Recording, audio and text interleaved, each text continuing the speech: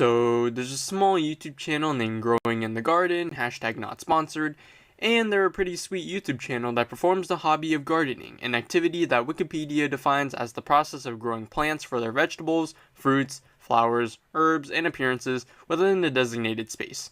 Sounds pretty sweet, right? Sounds like something you'd normally do in real life, right? Wrong, incorrect, invalid, mistaken, without foundation. Who needs to do things in real life where it actually has meaning, where it's actually tangible, you can feel the effects of it in real life, when you can do it in the digital world, where it's really inconvenient and it doesn't have any meaningful value in the real world? I'm talking about Grow a Garden, baby. That's right, the new hit popular game where you literally just click again, and then click again, click some more, click one last time, hold W key, spam click, repeat until number goes up. And that's literally it. That's what Grow a Garden basically is. You grow shitty retro food and then sell it to regrow more shitty retro food. You're probably wondering why I hate this game, and it's not because I hate the game, but rather I just hate it in general as a concept. Because this concept has been brought into this reality, it has awoken me from my 2 day slumber and it has made me mad. I can't even consider this thing a game. There's no skill or competition, and there's only a lick of sandbox aspect to it in that you can choose where to place the seeds on certain plots of land. I hate the fact that 2 billion aliens, and I'm not talking about immigrants, I'm talking about freaking extraterrestrials, Doctor Who motherfuckers, are growing a garden along with every single person, their mother and their grandmother. And before we continue, here's a few things. Thank you to Michael the Goat, my goat, one of my day ones, for giving me this video idea. I don't forget my day ones. Not very often, at least. He's been a frequent guy in my channel, and he's the GOAT, so huge thanks to the GOAT for giving me this boon to my channel. And also, before we continue, please don't go harassing Grow a Garden players, or its developers, really. This is all just my opinion and my critique of the game, and nothing more. These things cannot be proven beyond a shadow of a doubt. I'm just some kid without any degrees or anything complaining about Grow a Garden. I'm not a professional or anything, I just want to deliver my opinion and nothing more. And also, sometimes you'll hear me refer to Grow a Garden as gag because I'm lazy, so yeah, had to clarify that first. So with that being said, let's begin. First off, I didn't mention 2 billion aliens playing Grow a Garden for nothing. Remember, there's only about 8.3 billion people on this planet. However, Grow a Gardens had 10.4 billion visits. Now, although it is funny to think that the Thum-Thums are playing Grow a Garden as well, I don't actually think that many accounts are actually hopping on the game. In fact, the way visits are calculated is by one account joining the game. So calling that type of instance / interaction or whatever a visit, quote unquote, is not actually true. It should rather be titled as how many joins there are. One single account can hop on the exact game twice, and apparently that counts as 2 visits from my research. So in order to calculate the approximate amount of actual accounts on this game, not players, but accounts, that are actively doing whatever shenanigans there are in the game, I took the total amount of visits by Grow a Garden, divided that by 5 under the assumption that the average gag player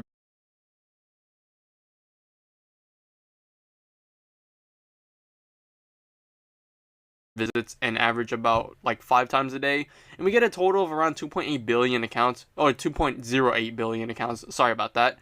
Probably 2.1 billish to account for people who have visited once and just never looked back, who have actually been involved in this number driving up. That's a lot of freaking people.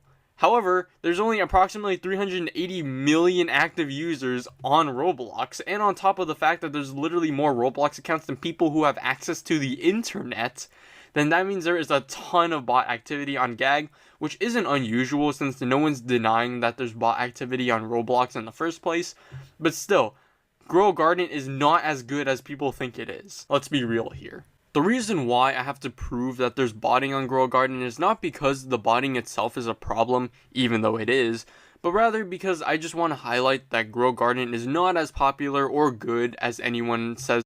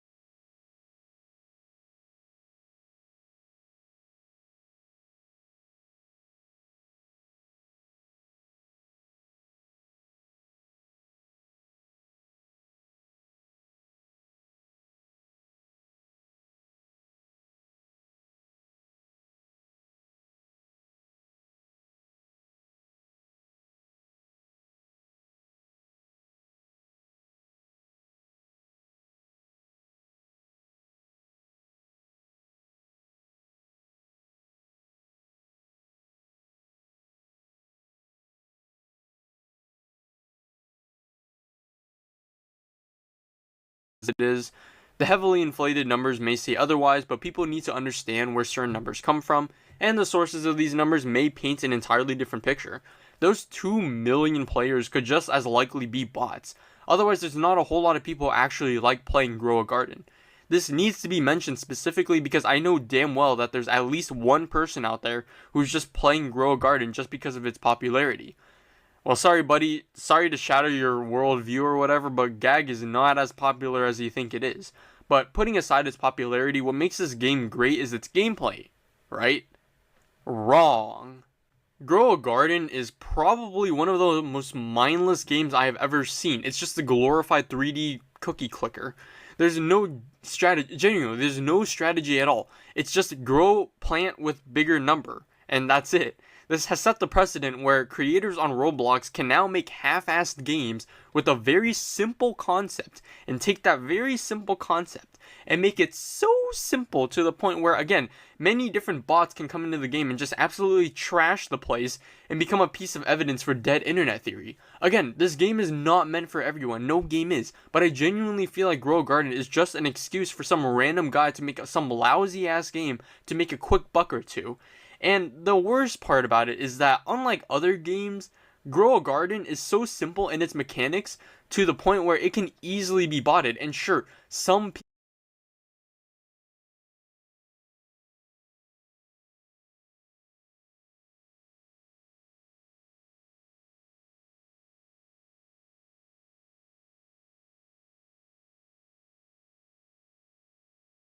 people like that.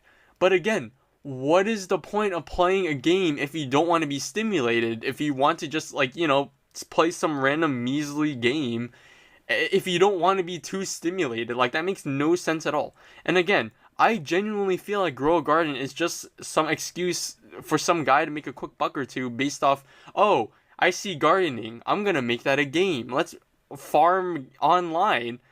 And yeah, this video is indeed just a quick video to get a quick buck or two. I don't actually, like, hate Grow a Garden, but I just don't like the fact that it exists on Roblox.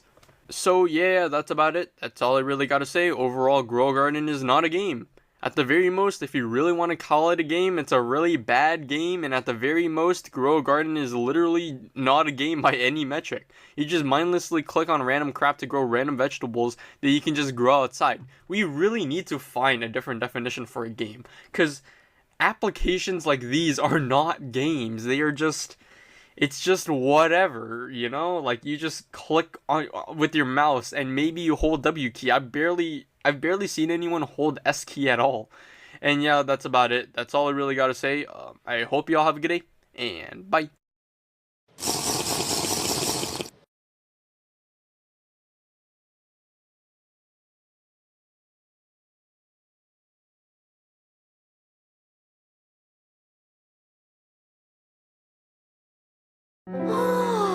Cut! So smooth. What's new? Just my new Mach 3 razor. Gillette Mach 3 with skin comfort blades that glide through hair for irresistible smoothness. Gillette Mach 3. The moment of truth, and he makes it! On-time delivery guarantee on Shopee! It's no secret that the genre of analog horror is long past its peak popularity. Fortunately though, that hasn't discouraged people from making their own series and even one-off videos. The trade-off though is that with this content continuing to be churned out, people seem to be of the opinion that quantity is a greater mark of success than quality, which has led us to where we are right now. Instead of being crafted via the characteristics that are known to analog horror, and series being created to have their own unique concepts and looks to them, we keep getting the same content over and over again, which has not been fun as a watcher of the genre. The result is that most of their creations in analog horror just feel like pale imitations of each other, without much to talk about except for how shallow they are. I named this video pretty aggressively, which is part just me being a YouTuber, but I would like to define the term slop since I don't see many people give their definition of. Mention in this context is Textify, a channel which is dedicated to churning out slop after slop. This channel just slaps analog horror in its titles, and nothing like that is ever seen. It's a bunch of Minecraft parkour in the background while shitty AI generated texts with AI voices read them out. Stuff like this completely ruins the reputation of the genre. It's like they're making text conversations prompted by rough stories they've come up with, like, "Hey ChatGPT, generate me some text messages between 3 people fighting off corrupted water sins from the amazing world of Gumball." And the result is this video. This is the epitome of slop, and I wanted to talk about this channel in particular because you can tell that it's kids watching this stuff, attracting them to this content, and as a result, we get the rest of this segment. Look at most recent videos after searching the term analog horror, and I can guarantee you that you'll be hard-pressed to find any videos that aesthetically match the feeling of old analog technology. No, re-uploads of other people's stuff that actually adhere to those standards do not count. In the midst of writing this section in the script of this video, I did my own test, and my hypothesis was true. In fact, most if not all of the videos that showed up were in the shorts format, which in itself is completely antithetical to the aesthetics of analog horror. The reason I say this is that, visual problems with this aside, because I'll go plenty into that, the horror genre was built on series that were slow burners, and told a story that typically had a build-up to a scare or multiple scares. This build-up is completely lost with this format. The dread that someone is meant to feel, even across super new creations like Obelisk, is completely lost and unable to be achieved by the shorts format. Notice I use the term slow burners and not quick burners, because that's what so many of these shorts are. If you're lucky, you'll have to wait 10 seconds before you see anything that's meant to scare you. Most of the time, these shorts are so eager to show their rendition of Bond the Rabbit or False Gabriel that they neglect the storytelling that made their appearances so meaningful. And they skip the building of any dread to cash in on their big bad. Analog horror is meant to linger, while these shorts are designed to do anything but. It's hard to put your slow burn horror video within a scroll of a Subway Surfers video and for it to give the same effect. The shorts format being a vast majority of these uploads is what tips me off to the fact that it is mostly kids uploading these videos. This is a generation of kids who didn't grow up with the technology they're trying to emulate, and as a result, they're failing miserably. Let's talk about Diddy analog horror pieces again, because I think they serve as a good show of how much these kids don't understand the genre. I saw 10 videos about Diddy horror, and of those 10, only 2 of them had the basic static overlay on top of the video to try and give it the analog look. 6 had the decency to format their video in 4:3, but of those 6, only 1 of them had VHS effects that actually gave it the analog look. Only 1, the same one that had the VHS effecting and their video in the right format, had the video doing some tape warping. And finally, only 1 of them had a frame rate that wasn't completely anachronistic. That's another thing, the wild anachronism that is rampant in these videos. If you don't know what that is, it's when things from a mismatching time are present, like when a vast majority of these videos use the default CapCut font text.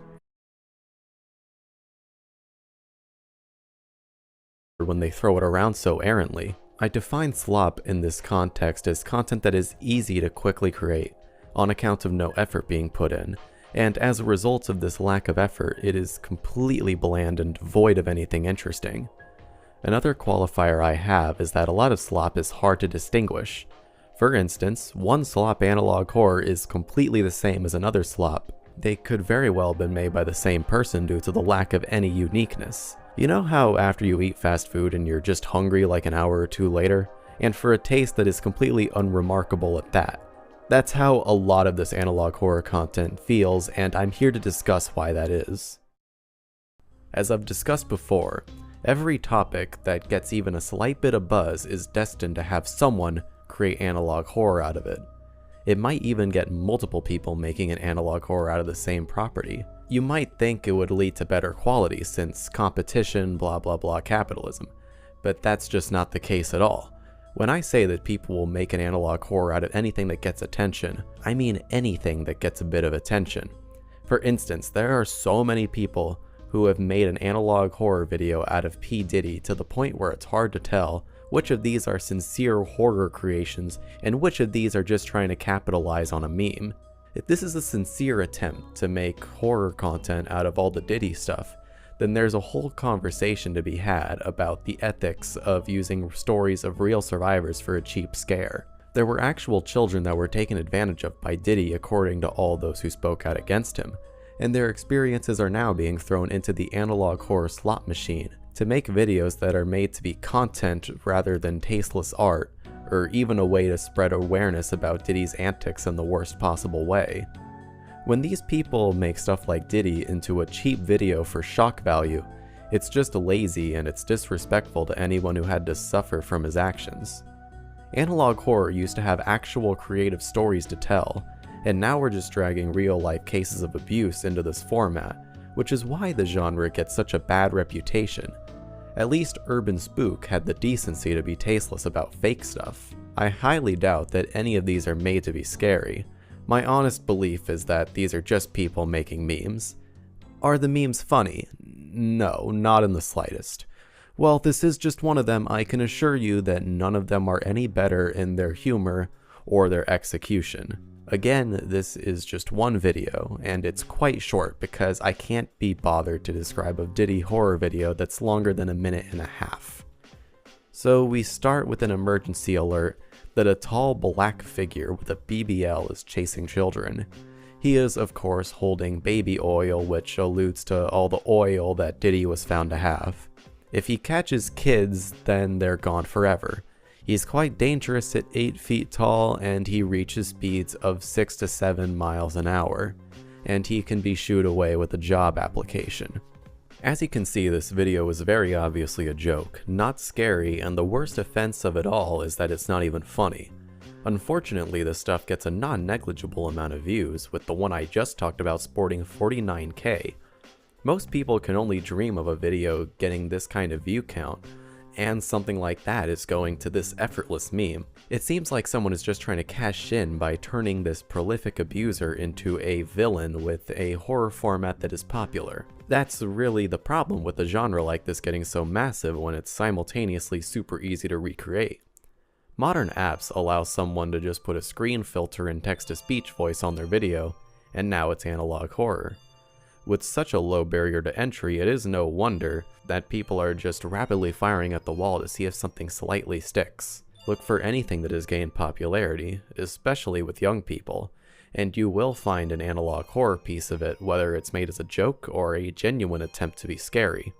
You think that Diddy reaching speeds of 67 miles an hour was the only time a meme like 6'7" would be referenced in an analog horror? Wrong. The 6'7" kid has himself been made into analog horror videos, turning him into the wildest eldritch abominations. This isn't me pearl clutching about the fact that a kid is being bullied here, but this is getting ridiculous to the point where I think the genre speaks for itself at this point. Of course, these are all memes, but the point of analog horror is to be scary, which might be a daring take on something with horror in the name. The sin with these videos is that they're not even bad analog horror. They're simply put, just not horror. Horror is made to unsettle people, and these videos have the express purpose of not doing that. Even bad horror, you can tell, is trying to scare you. And if we're just memeing, we should have the decency to be funny. These videos are not a meta mic drop on analog horror either. We have videos like the Scrimblow Files by Alex Kister, who created the Mandela Catalog, which properly put all the tendencies of the genre on blast. This was of course inspired by all the criticism that Mandela Catalog and other series like it were subject to.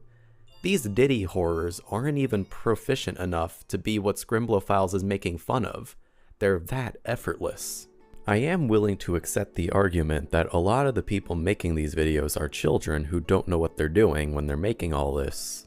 This is probably true, but I don't think the fact that a creator is young immediately means that most of this is any good, or that young people just immediately can't make good stuff. We can see actual talent in younger creators like Lizardmen Inc. or Dr. Nowhere, the creators of Obelisk and everything that Dr. Nowhere has made respectively. Now, I'm not saying get good, kids, but if YouTube didn't push these creations when you merely tried to look up the genre, I wouldn't have nearly the problems that I do with them. I do have another point to make regarding the fact that most of the creators of the slop I'm talking about are children. It's not even that these people are in their youth and they struggle in making content that's intriguing. It's that they don't even understand the technical aspects of the genre they're trying to recreate. This section may feel like a nitpick to some, but I get a lot of comments about this, and that's not leaving out my most recent upload about videos that prove that people will make analog horror out of anything. That point is, of course, that so many analog horror videos, in fact, I'm willing to bet a majority of them, are completely devoid of any of the immersive characteristics that contributed to the uncanny feeling that original analog horror creations exuded. These characteristics are, of course, a 4:3 aspect ratio, the look of a VHS, static, tape warping, and a low frame rate. Those are just basic characteristics. There are, of course, more, but those are just the very basics that I find even modern creations struggle with. I won't keep you too long about what exactly makes these characteristics contribute to the unsettling vibe of good analog horror pieces, since everyone and their grandma has talked about that. Essentially, it's a blast from the past, something distant from the current watcher.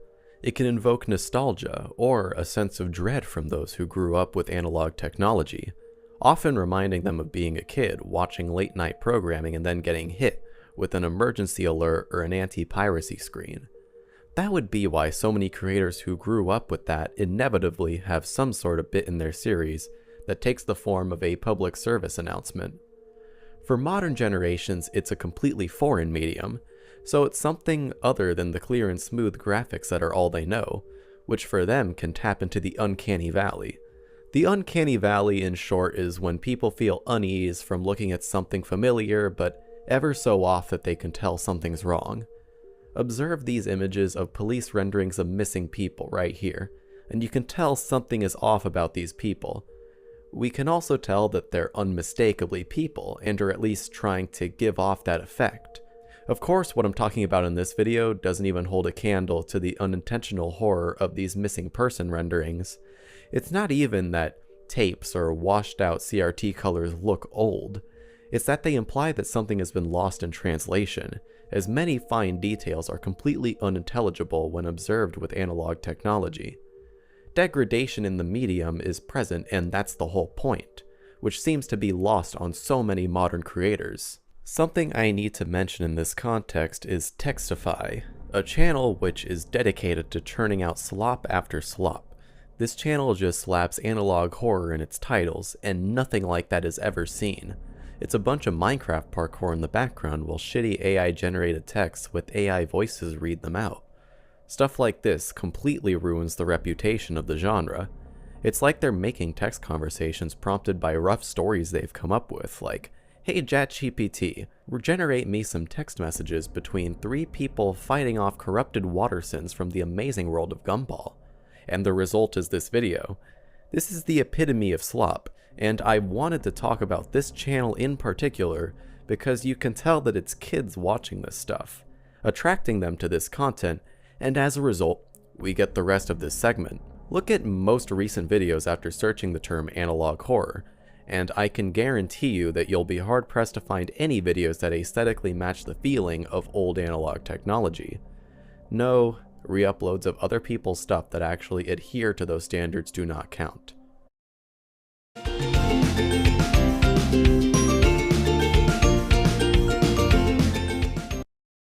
Not count.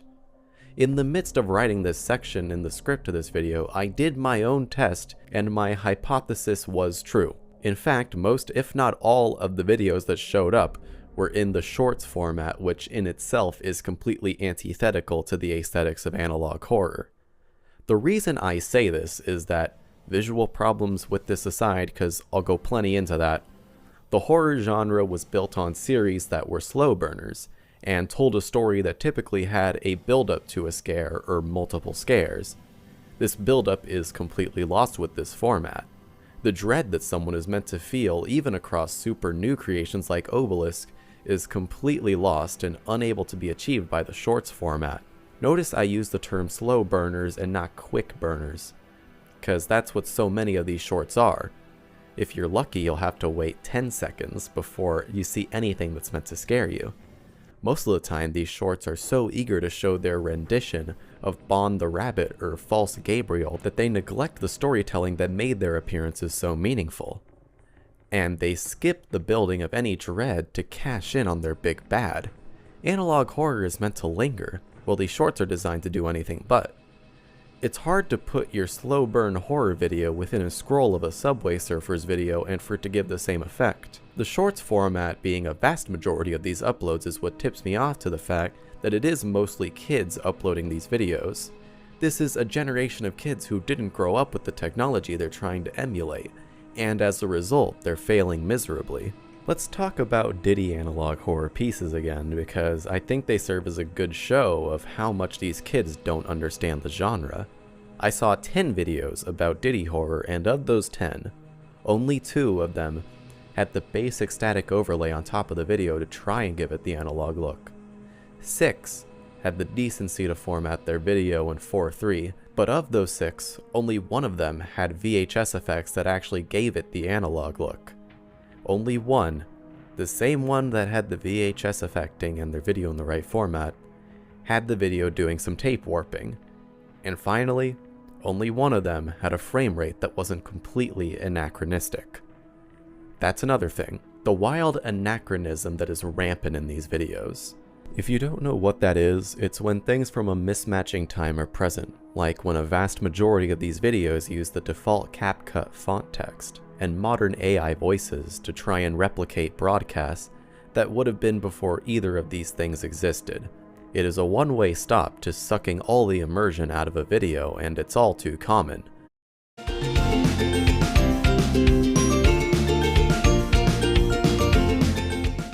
All too common. You hear the default TikTok voice saying something like, "I have come for your concrete baby," and you're not scared. You've been snapped out of the story and reminded of the fact that you're watching some kid's CapCut edit. It'd be like watching Springtrap play Fortnite and expecting you to stay immersed. Well, actually, FNAF 3 takes place in 2023, so that'd be possible, but you get the point. Another common anachronistic feature of too many analog horror videos is the 60 frames per second frame rate that is default to most editing softwares. 60 FPS is why you might find that some of these videos move in a way far too smooth for it to have been taken on technology that gives us the analog look. Side tangent here, this is also the reason that so many films are shot at 24 FPS. We have all the technology in the world to make movies using 60 FPS, but 60 FPS looks completely unnatural in a film context.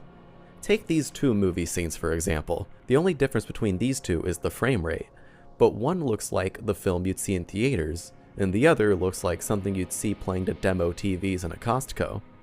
This tangent is to say that 60 FPS looks completely unnatural in a context that is trying to replicate a broadcast, which at the time would have been in 29.97 FPS. This seems like such a banal thing to talk about, but look at this analog horror piece that uses 60 FPS and then take a look at this analog horror piece that doesn't do that. There is such a clear difference here. One looks so much better because it shows that when trying to mimic a lo-fi format, that using a high fidelity frame rate completely undoes any of that immersion that everything else serves to do. This is really what makes it slop to me. The technology is right there, and modern editing software is a thing, but people just don't feel like using it correctly. Many widely acclaimed series like The Mandela Catalog or The Walton Files thrive off of attention to detail, and their fan bases that are able to extract the stories so far, even when they're told through rather obscure means. The suspension of disbelief is necessary to make these stories work, especially with these stories explicitly taking place long in the past. If these pieces were stylized wrong, then it would portray such a lack of care with the details that would make these stories immersive. This would, of course, make people take them less seriously, because after all, who would think that someone who can't even properly recreate the analog aesthetic would actually use it to tell a story well? Not many. Without the basics, these people aren't even making analog horror. They're at best putting VHS filters on TikToks. And what I've said before is just a theoretical thing. I haven't found that any of these lower effort horrors actually have a deeper story that's getting glossed over because of their presentation, but theoretically, if someone had a good story, putting zero effort into their presentation would absolutely make sure that less people go seeking it out. What I'm talking about in this section are basic starters that have nothing to do with even telling a good story, but missing the prerequisites to even be considered analog horror makes this very disheartening for the genre. If creators can't even get the fundamentals correct, then how do you think the story aspects of modern videos are holding up? They're not doing very well.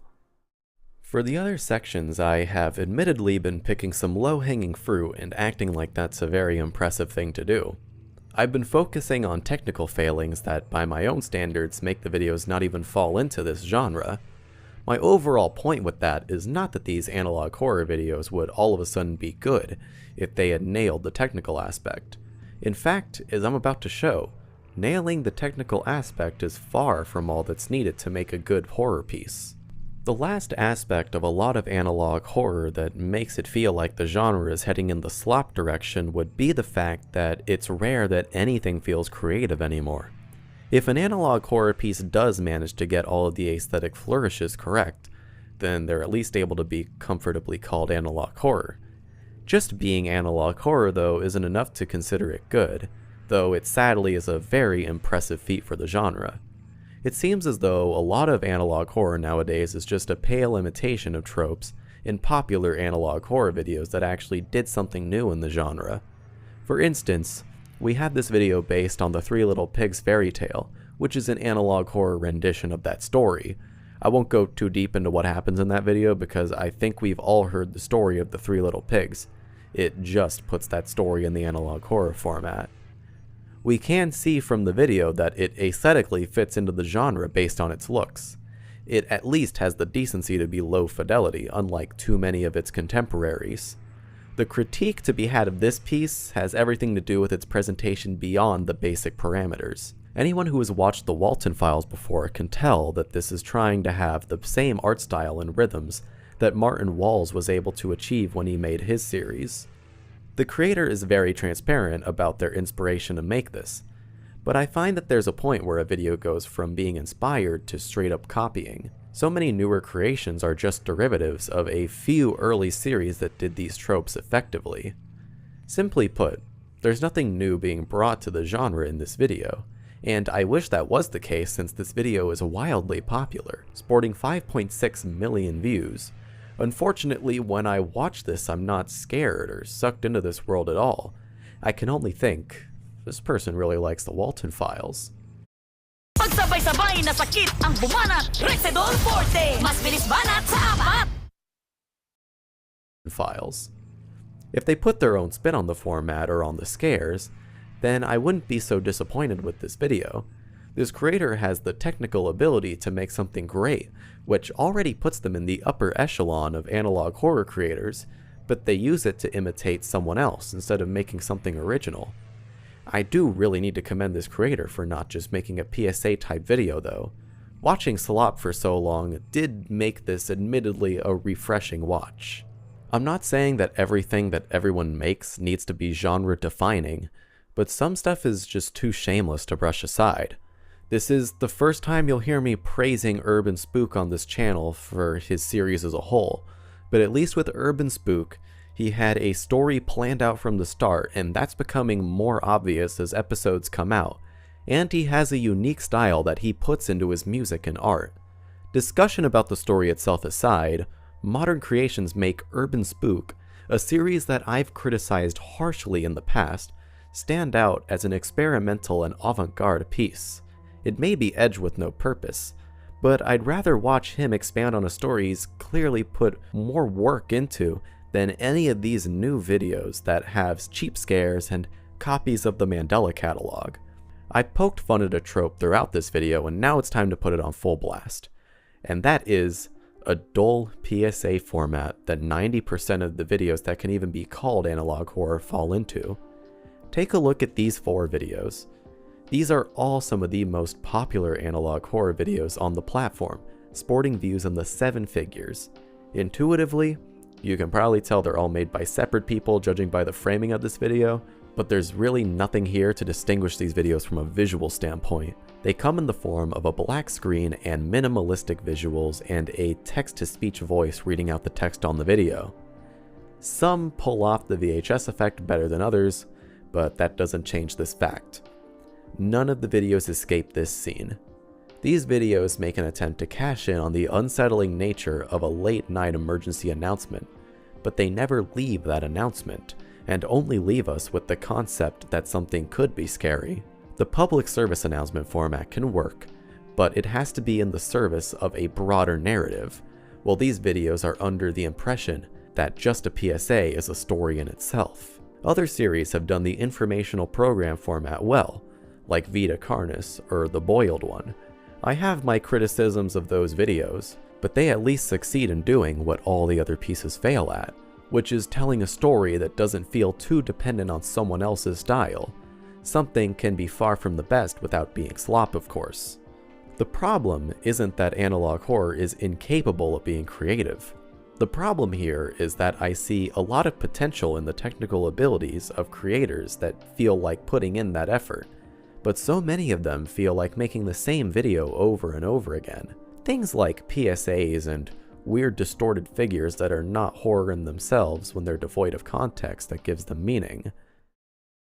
Until creators get better at putting the methods into action, it seems like the genre is doomed to be in a loop of continual self-parody. I can't see this happening though, as again, what I've shown as examples of slop get a lot of views, and so if these formats are allowing them to rack up popularity, then they have no reason to stop. This is of course because audiences' standards have weakened to the point where stuff like Pac-Man analog horror can rack up millions of views and earn thousands of dollars, and trust me, I'm a YouTuber, I know this person made bank off of this video.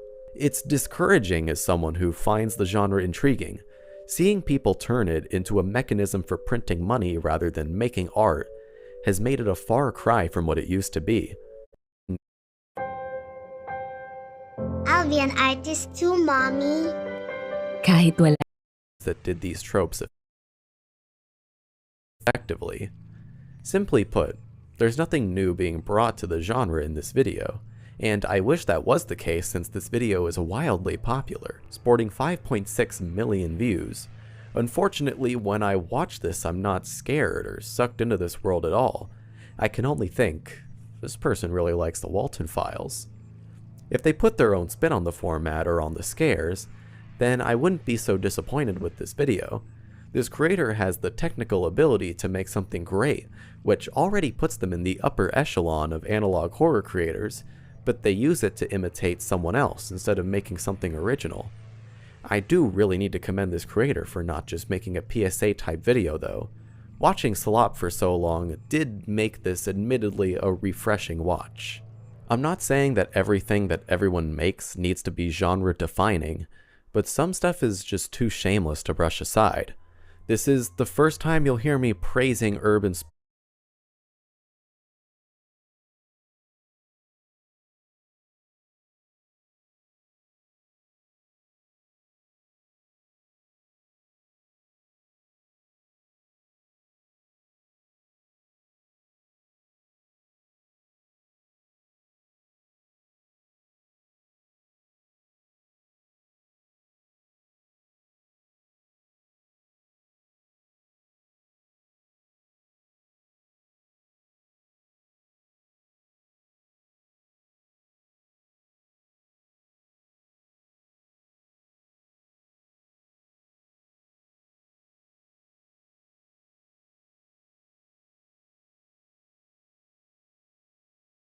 Spook on this channel for his series as a whole, but at least with Urban Spook, he had a story planned out from the start, and that's becoming more obvious as episodes come out, and he has a unique style that he puts into his music and art.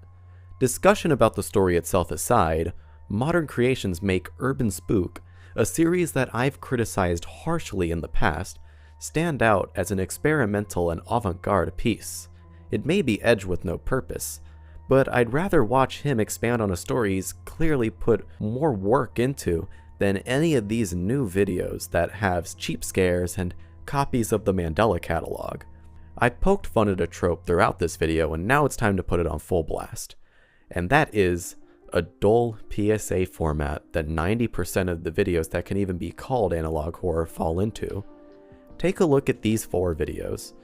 These are all some of the most popular analog horror videos on the platform, sporting views in the 7 figures. Intuitively, you can probably tell they're all made by separate people judging by the framing of this video, but there's really nothing here to distinguish these videos from a visual standpoint. They come in the form of a black screen and minimalistic visuals and a text-to-speech voice reading out the text on the video. Some pull off the VHS effect better than others, but that doesn't change this fact. None of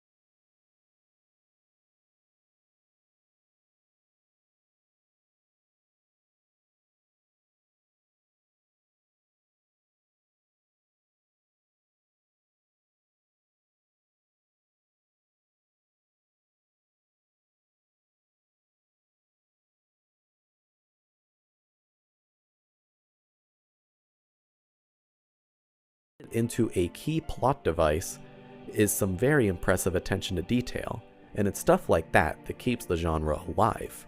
I won't keep you too long in my gushing about stuff I like. I'll give a list of series that I found pretty neat even if they aren't perfect in their executions. I suggest Alta Paradisus for its story that does more with the possessed person gimmick than just, they're just there, okay? The latest episode of Urban Spook, episode 9, was also pretty decent. It still had the typical edge-fest, but the story really develops and the series starts to escape that black screen, white text combo that it mostly stuck to for the rest of its run.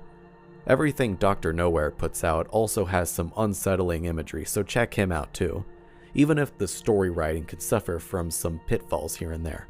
The two series to start with I talked about in more than a few sentences because I felt like they deserved as much attention than any individual instance of slop I talked about. I'm of course not done with talking about things that I've liked. I also suggest checking out White Stag Education. White Stag Education has put so much effort into its production, and like Spaceman Scott said in his video going over the piece, you can tell all the creators were having so much fun when they made this. Just the charm that this series has alone kept me watching. This one has ended, even if at a point where they could have kept going. Clocking it at only 40 minutes, it's still one of the series that even some big names on YouTube consider to be proof that good content is still possible nowadays. I wanted to end this video off talking about things I enjoy because it's super easy to talk about things that are bad and pretend like everything is over and doomer about that even when that's very much not the case. I think the genre is far from dead in spite of its slop problem, and the creators that decide that they want to put themselves ahead of the slop always earn my respect. Even if what they end up making is far from perfect, I can take a step back and see people with an intent to tell a story, and as I've stressed multiple times, that really sticks out among a sea of people that just want to make content rather than making art. I've been John X Woodcat, and I'll see you in the next video. Welcome to the future of entertainment, kung saan ka makakagawa ng kahit anong kwento. Download mo na ang Character AI ng libre. Perceptimons, for the name of Heroes Eternal.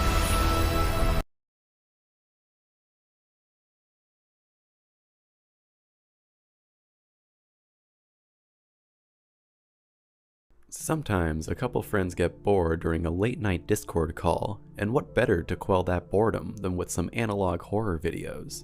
That call is of course lost media, but still I've seen people make analog horror out of properties that aren't scary before, like Super Mario Logan or Queso or The Annoying Orange.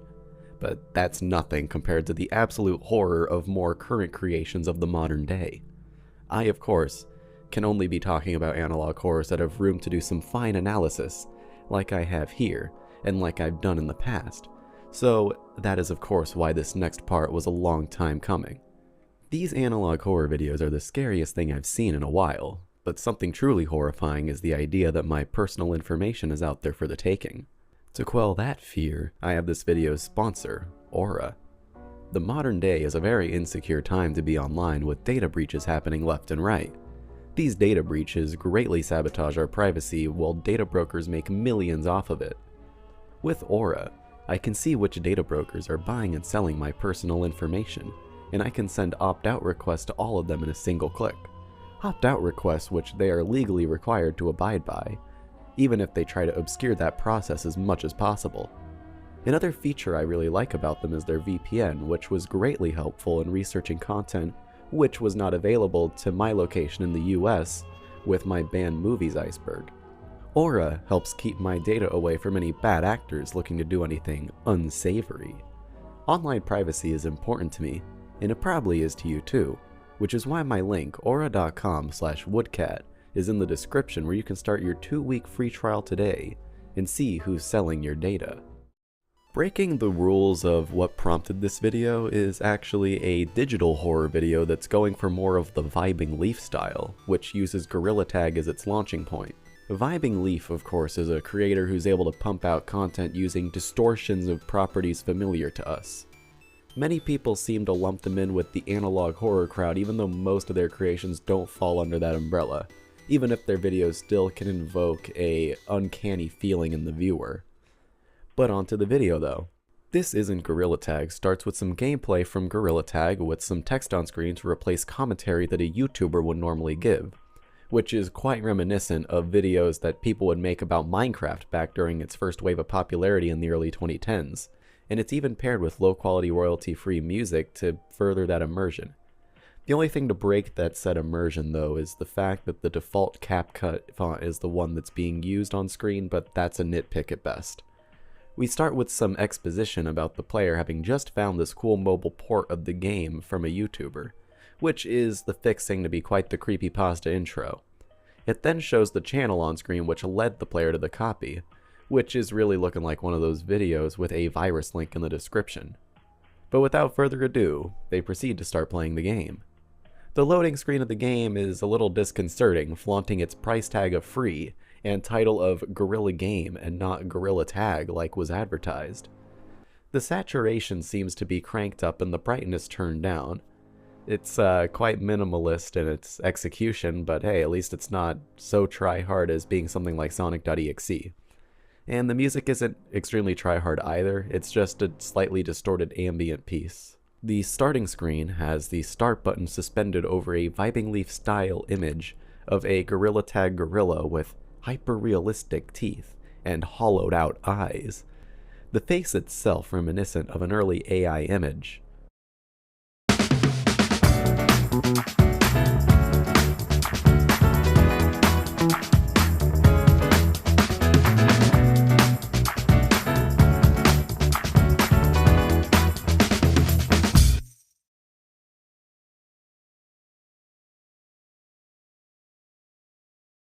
Image. The game loads and a character with just a mouth and the word minigame on his body tells us that he left his tokens in the mine and he needs them to be retrieved. Our player gets hit with the button to start the game and thus proceeds the challenge. The challenge begins and the player is alone in the mines looking for tokens, having only a wash of noise to keep them company. Buttons on screen are used to navigate around the mines, which is a complete betrayal of the premise of Gorilla Tag, which would be almost the sickening range of free movement. Some navigation later and a token is found. A good amount of time is spent searching for the next token, but some faint footsteps are now audible. Instead of a token, the player finds a demented gorilla approaching, only the side of its face slightly unobscured. The player starts pressing their buttons in an attempt to escape the gorilla of the mines, as quickly paced scattering can be heard. Another token is found amidst the chase, which the player takes as a sign of safety and just meanders in the same spot for a few seconds. This was not the move. The mine gorilla jump scares the player, ending their attempt to collect the tokens. The gorilla who gave the task says that the player only collected 2 out of the 3, which means that he's pretty disappointed in the player. The video ends with a black screen saying, "That wasn't Gorilla Tag," along with the frowning face. And yeah, I'm willing to bet that that wasn't Gorilla Tag. The creator was really going for more of a creepypasta vibe than an eraser art to deceive people into thinking they were actually drawing. Here's the video for more context.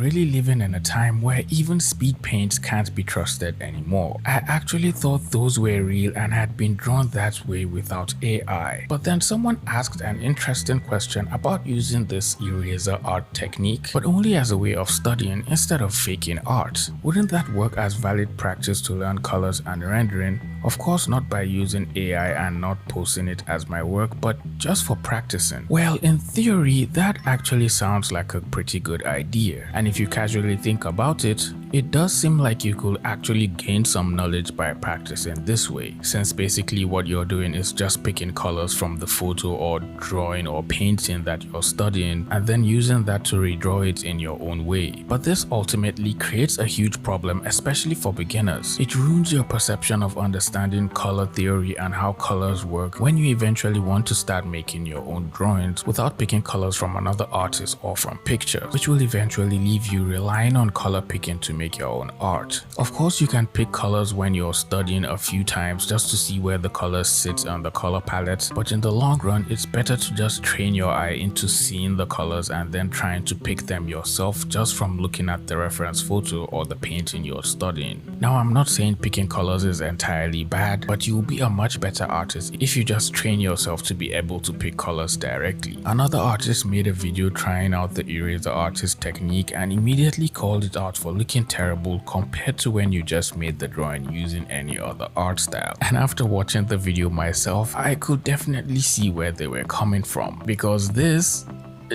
just didn't look pleasing at all. Now, I'm not even going to seeing the colors and then trying to pick them yourself just from looking at the reference photo or the painting you're studying. Now, I'm not saying picking colors is entirely bad, but you'll be a much better artist if you just train yourself to be able to pick colors directly. Another artist made a video trying out the eraser artist technique and immediately called it out for looking terrible compared to when you just made the drawing using any other art style. And after watching the video myself, I could definitely see where they were coming from, because this just didn't look pleasing at all. Now, I'm not even going to lie, the process does look unflattering. What is even going on here? Why do the eyes look like that? I mean, the final drawing doesn't look half as bad, but the steps it took to get here were just totally creepy looking. Another thing I noticed is this artist was actually mimicking the steps the alleged eraser artists used to make their images, when in actuality these steps were mostly fake and pretense. I'm like 98% sure they're called that because they're just erasing already finished pieces. You did it legitimately and it turned out really pretty though. Eraser artists aren't artists, they use AI art and a technique that makes it look like they're drawing it. It's because they have the photo of the said thing under a layer and erase it lightly to make it look like they're doing something. A lot of the other comments also noticed this and were pointing it out to the artists, but also commending them for actually taking in the time to draw for themselves. But a few comments were making fun of them, saying they didn't know how to draw faces regardless and were better off learning how to draw using the planes of the face instead of trying to replicate the eraser artist technique. But Yes, you can! Inspired by the freshness of